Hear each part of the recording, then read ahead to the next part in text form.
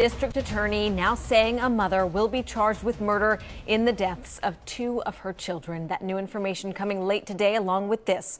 The mother has been identified as 32-year-old Lindsay Clancy. News Center 5 has learned she is a nurse at MGH. Officials say it appears she strangled her children, killing her 5-year-old daughter and 3-year-old son, and her third child, a 7-month-old boy, is hospitalized tonight. The DA adding Clancy is in the hospital herself after attempting to take her own life. He says when she recovers, she will be arraigned on those murder charges. On the evening of January 24, 2023, the quiet coastal town of Duxbury, Massachusetts, was wrapped in the kind of bitter cold that keeps people indoors. Streets were empty. Porch lights flickered against the dark. Inside the homes that lined the neat suburban neighborhoods, families were settling in for the night dinner on the table, kids in pajamas, the ordinary rhythm of an ordinary Tuesday. But inside one home on Summer Street, something was terribly, irreversibly wrong. At around 6 p.m., Lindsay Clancy, a 32-year-old labor and delivery nurse, a wife, and a mother of 3, picked up her phone and placed an order, takeout, a simple dinner for her and her husband, Patrick. Then she asked him to go pick it up. It wasn't an unusual request. Couples do this every day. Patrick grabbed his keys, got in the car, and drove away. He had no idea he was leaving his children for the last time. What happened in that house during the minutes Patrick was gone would shatter a family, divide a nation, and raise questions that still, to this day, have no easy answers. Questions about motherhood, about mental illness, about whether a person can commit the most unthinkable act imaginable and still be a victim themselves. By the time Patrick Clancy returned home, his 3 children, 5-year-old Cora, 3-year-old Dawson, and 8-month-old Callan, were unresponsive. And Lindsay, their mother, was lying in the snow beneath a shattered second-story window, her body broken, barely clinging to life. First responders arrived to a scene they would never forget. The children were rushed to the hospital. Paramedics fought desperately to save them, but one by one, each of them was pronounced dead. Lindsay Clancy survived, barely. She would never walk again. And now, the woman who once cradled newborns into the world for a living sits in a wheelchair at a state psychiatric hospital, facing 3 counts of murder, 3 counts of strangulation, and a trial that could become one of the most consequential cases in modern American criminal law. Was Lindsay Clancy a cold, calculating killer who deliberately sent her husband away so she could carry out a premeditated plan? Or was she a woman drowning in a storm of postpartum psychosis, failed by a medical system that was supposed to protect her? A mother who, in her darkest moment, lost all grip on reality. The answer to that question will determine whether she spends the rest of her life behind bars or in a psychiatric facility. This is the story of what happened that night in Duxbury, the warning signs that were missed, the medications that may have pushed a struggling mother over the edge, and the trial that will force a jury to answer a question no one should ever have to face. This is the case of Lindsay Clancy. To understand what happened on that January night, you have to understand who Lindsay Clancy was before the world learned her name. Born Lindsay Marie Musgrove in Wallingford, Connecticut, she grew up in a close-knit family with parents who adored her. She was the kind of girl who kept a tight circle of friends and spoke about them with warmth. In her high school yearbook at Lyman Hall High, she left behind a quote that, looking back now, feels almost haunting. "I know it's not perfect," she wrote, "but it's life."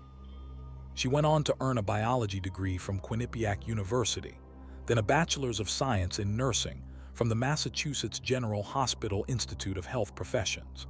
She got her nursing license in 2014 and landed the kind of job most nurses dream about, working labor and delivery at Massachusetts General Hospital, one of the most prestigious hospitals in the country.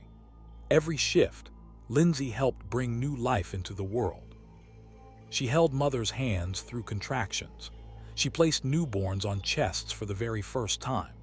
Colleagues described her as compassionate, skilled, and deeply dedicated.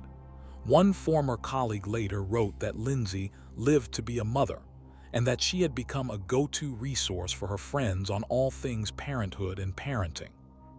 In 2016, she married Patrick Clancy in Southington, Connecticut. By all outward appearances, they were the picture of a young couple building a beautiful life together. They settled in Duxbury, a charming coastal suburb about 30 miles south of Boston, the kind of town where people walk their dogs past white picket fences and wave to neighbors they've known for years. Then the children came. First Cora, bright-eyed and full of energy. Then Dawson, a curious little boy who followed his big sister everywhere. And finally, in the spring of 2022, baby Callan arrived. 3 kids under the age of 5. The family photos on Lindsay's Facebook page painted the image of a happy, thriving household. Smiling faces, matching outfits, beach trips and birthday candles. But behind those photos, something had begun to shift. After Callan's birth, Lindsay started to change. It was subtle at first, the kind of thing that's easy to dismiss as the normal exhaustion of a new mother with 3 small children. She wasn't sleeping well. She felt anxious. There was a heaviness she couldn't quite shake. But Lindsay was a nurse. She knew the signs. She did what any responsible person would do. She sought help. And that's when things started to go very, very wrong. Between October 2022 and January 2023, a span of just 4 months, Lindsay was prescribed more than a dozen different psychiatric medications. 13 to be exact. 3 different benzodiazepines, Klonopin, Valium, and Ativan, drugs typically used for anxiety and insomnia, but known to carry risks of dependency and severe withdrawal. She was put on antidepressants, mood stabilizers like Lamictal and Seroquel, an anti-anxiety drug called buspirone, hydroxyzine, an antihistamine sometimes used for anxiety and sleep, and Ambien, a powerful sedative. 13 drugs, 4 months, for a woman who was asking for help. Her husband Patrick saw what was happening and grew alarmed. He told a close friend that Lindsay's medications were not working, that she was becoming addicted to benzodiazepines, that the withdrawals were devastating, and that she was experiencing, in his words, the worst side effects possible. Patrick later told police that Lindsay would sometimes take as many as 4 medications in a single day, though always as prescribed by her doctors. Lindsay herself kept detailed notes on her phone, tracking her moods, her medications, how she was feeling day to day. In October 2022, she typed out a note that reveals just how deep her struggle had become. She wrote that she resented her older children because they prevented her from giving Callan the kind of attention a first baby would get. She knew it wasn't fair. She said she felt depressed when Cora and Dawson came home from school, and that her mood was rubbing off on them. "I want to feel love and connection with all of my kids." And she wrote, "These are not the words of a monster. These are the words of a mother who knows she's drowning and is begging, even if only to herself, for a lifeline." By December, the situation had become dire enough that Lindsay checked herself into a psychiatric center. She was evaluated at the Women and Infants Hospital Center for Women's Behavioral Health in Providence, Rhode Island. But here's where the story takes a turn that still baffles many who have followed this case. The psychiatrist there told her she did not have postpartum depression, that she showed no symptoms of it, and she was sent home. Her attorney would later suggest that her insurance ran out, and that the decision to discharge her was driven by finances, not by any genuine belief that she was well. 3 weeks later, she would kill her children. But on the morning of January 24th, 2023, nothing about Lindsay Clancy's behavior suggested what was coming. She woke up, got the kids ready, and took Cora to the pediatrician for a routine appointment. She interacted with the receptionist, the nursing staff, the doctor, and not a single person flagged anything unusual about her behavior. She seemed fine, normal, present. She came home and took the kids outside. They played in the snow. They built a snowman. Lindsay snapped photos and texted them to her mother and to Patrick. The messages were lighthearted, ordinary. There was no distress, no warning. Patrick himself would later tell investigators that Lindsay was having one of her best days. And that perhaps is the most chilling detail of all, because experts in postpartum psychosis will tell you something that most people don't want to hear. A person experiencing psychosis can appear completely normal. They can smile. They can hold a conversation. They can send cheerful text messages and take their children to the doctor.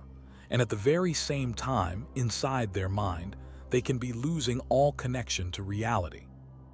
The question that will haunt this case and may never be fully answered is this: was Lindsay Clancy putting on a mask that day?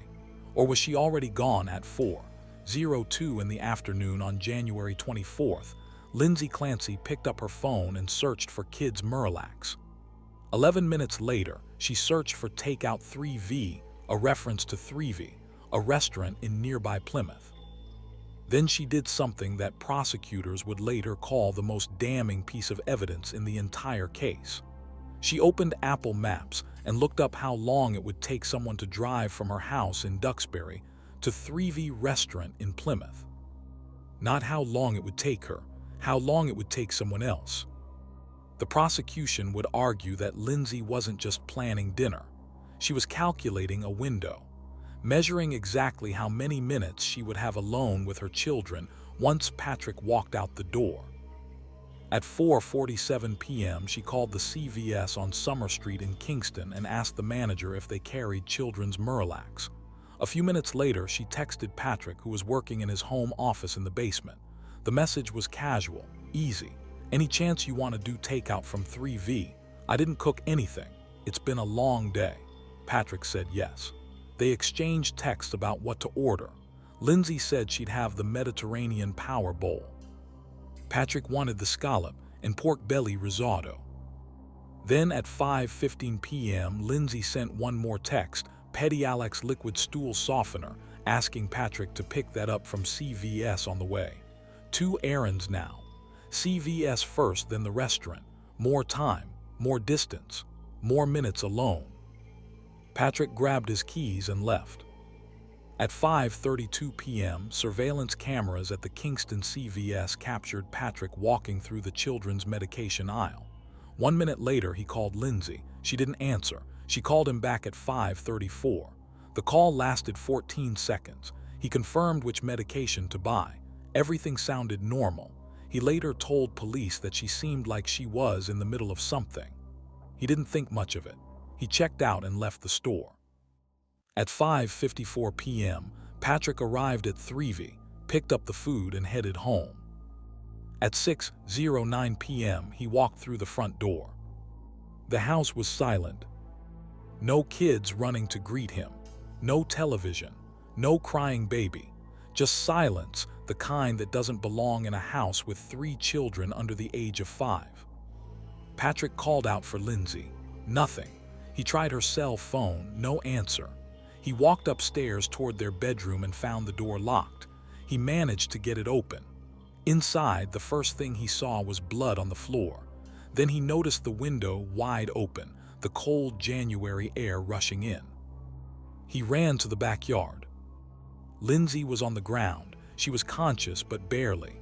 There were cuts on her wrists and her neck. She had fallen or jumped from the second-story window, a drop of more than 20 feet onto frozen ground. Patrick knelt beside her, and he asked the question that would change everything. "What did you do?" Lindsay's answer was quiet, almost matter-of-fact. "I tried to kill myself and jumped out the window."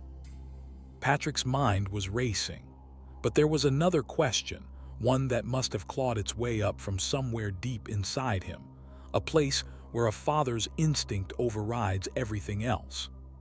"Where are the kids?" Lindsay's response came in 3 words that no parent should ever have to hear. "In the basement." Patrick called 911. His voice was frantic, desperate. Emergency dispatchers logged the call at 6:11 p.m. and radioed every available cruiser to 47 Summer Street, attempted suicide. A woman who had cut herself and jumped from a second-story window.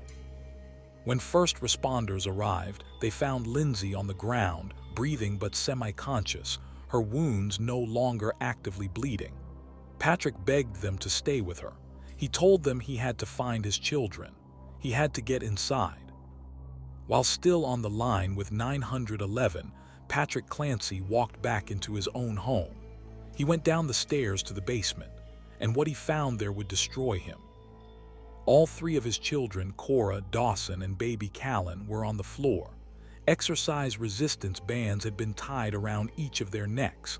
Their small bodies were motionless, unresponsive. On the 911 recording, you can hear the exact moment Patrick discovers them.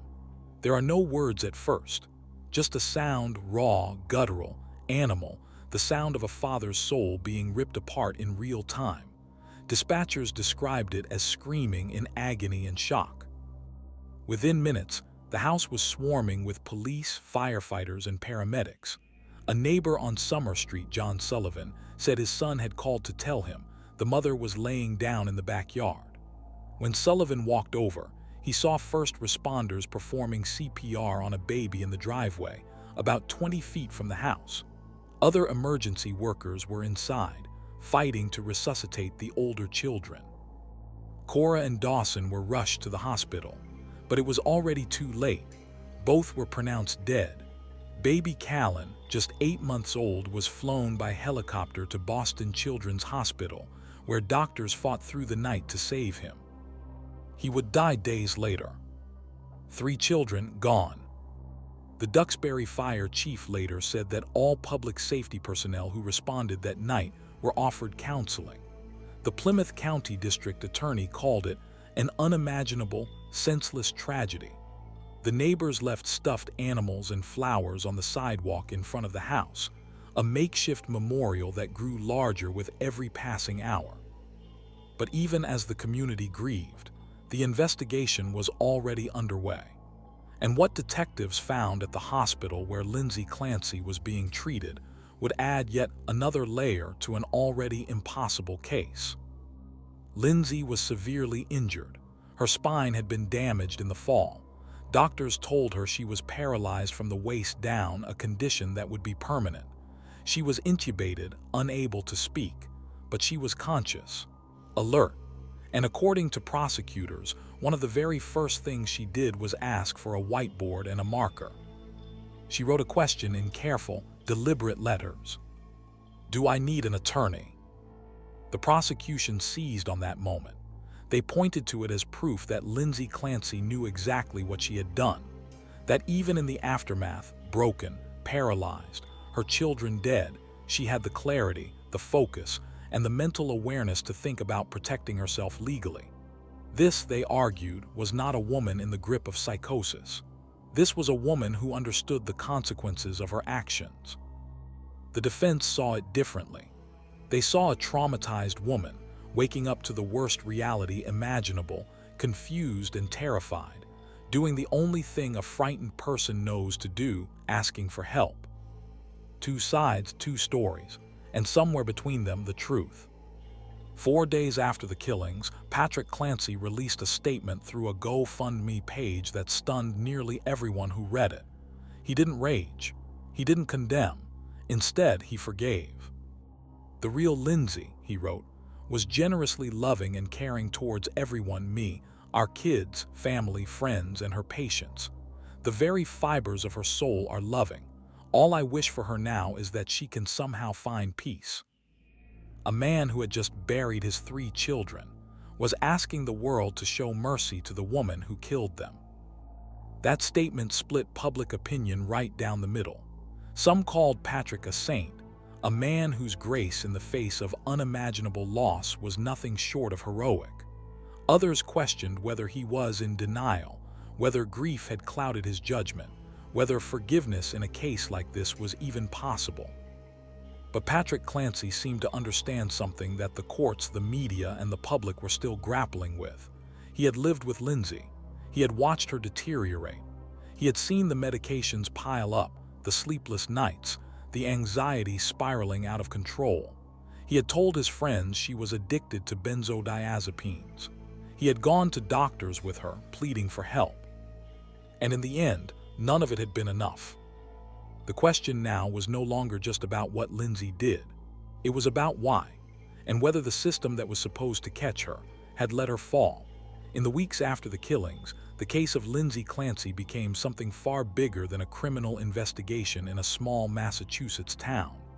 It became a national flashpoint, a collision of criminal law, maternal mental health, and a question that forces society to confront one of its deepest discomforts.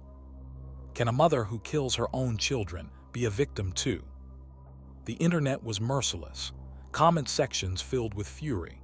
People who had never met Lindsay Clancy, who had never experienced postpartum illness, who had never taken a single psychiatric medication in their lives, were certain they knew exactly who she was.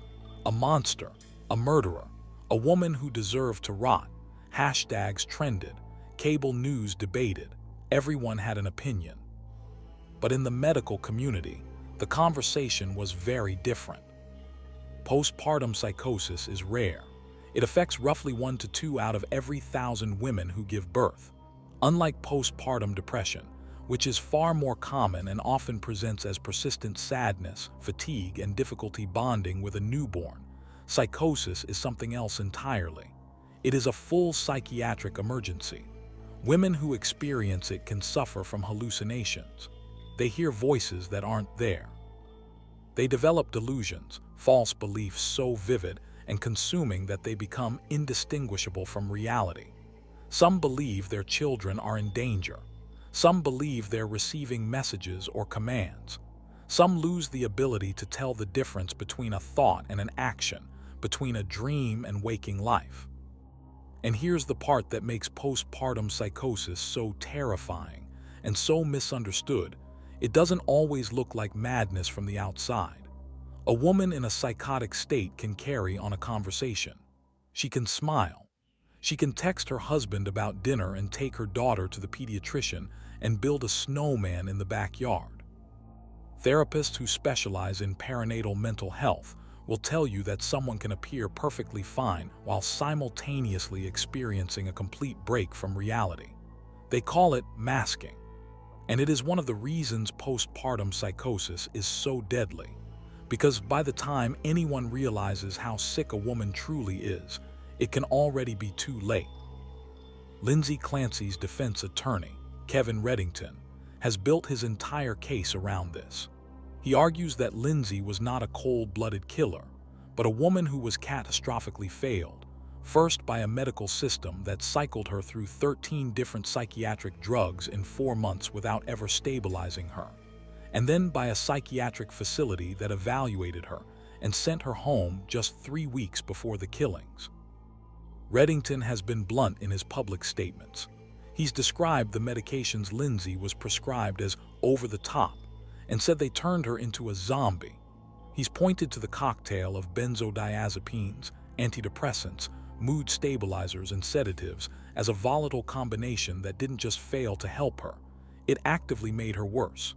He's argued that the drugs caused something no one anticipated and no one caught in time: homicidal ideation. The intrusive, irrational compulsion to harm others, including the children she loved more than anything in the world.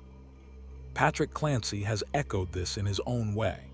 In a civil lawsuit filed against Lindsay's former doctors, he claims she was over-medicated to the point of hearing voices, that she and Patrick went to doctors repeatedly, begging for help, telling them the medications weren't working, telling them something was deeply wrong, and that they were met with more prescriptions instead of answers. But the prosecution tells a very different story.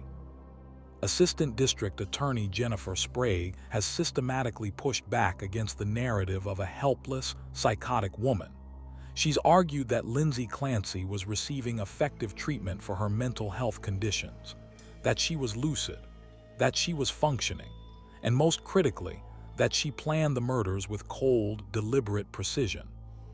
The prosecution's case hinges on a timeline that is difficult to ignore: the Apple Maps search to calculate drive time, the phone call to CVS to confirm they had the medication in stock, a second errand to buy Patrick more time away from the house, the casual text messages designed to make everything look normal, and afterward, the whiteboard question at the hospital, "Do I need an attorney?" which prosecutors argue reveals a mind that was sharp, aware, and fully capable of understanding the gravity of what she had done. Sprague has also challenged the postpartum psychosis defense head-on. She's pointed to the psychiatric evaluation in December 2022, where doctors at the Women and Infants Hospital told Lindsay she showed no symptoms of postpartum depression. She's noted that on the morning of January 24th, Lindsay interacted with multiple medical professionals during Cora's pediatrician visit, and not one of them raised a concern. She's emphasized that Patrick himself described it as one of Lindsay's best days. The prosecution's message is clear. If Lindsay Clancy was psychotic, where is the evidence? Where are the witnesses who saw her unraveling? Where are the doctors who flagged her as a danger? If she was truly out of her mind, how did she have the presence to orchestrate a sequence of events that gave her the exact window of time she needed? It is a powerful argument, and it puts the defense in an extraordinarily difficult position, because proving insanity is not just about showing that a defendant has a mental illness. Under Massachusetts law, the defense must prove that at the time of the crime, the defendant was suffering from a mental disease or defect so severe that she could not appreciate the wrongfulness of her actions, or could not conform her conduct to the requirements of the law. That is a high bar, and clearing it with a woman who searched Apple Maps, sent calculated text messages, and asked for a lawyer within hours of the killings is a challenge that would make any defense attorney sweat. But Reddington is not backing down.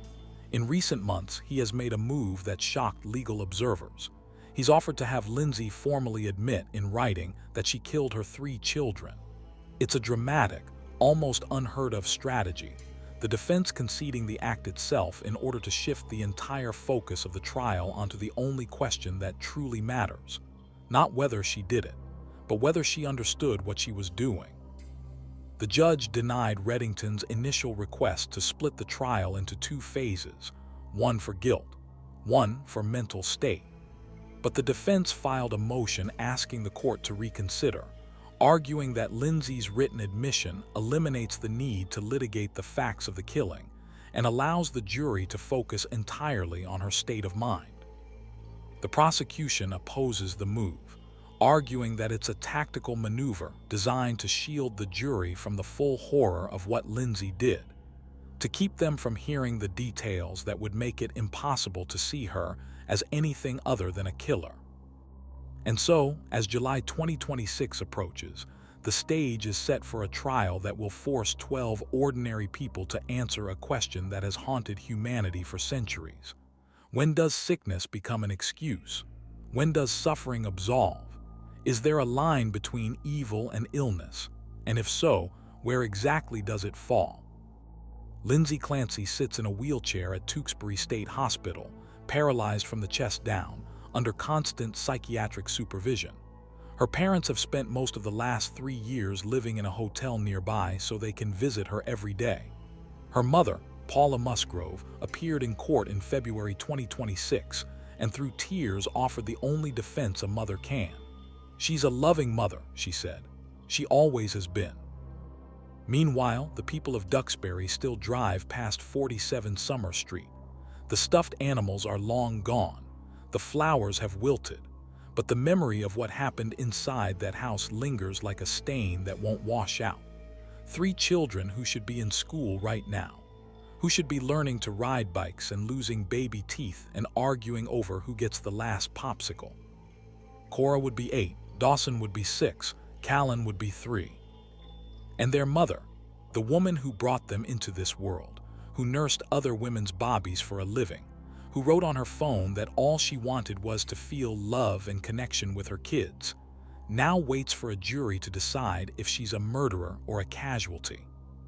Patrick Clancy's words from those early days still echo through this case like a ghost that refuses to leave the room. The real Lindsay was generously loving and caring towards everyone. He said the very fibers of her soul are loving. He asked the world to let her find peace. But peace in a case like this may be the one thing no one ever finds. Not the jury, not the lawyers, not the community, not Patrick.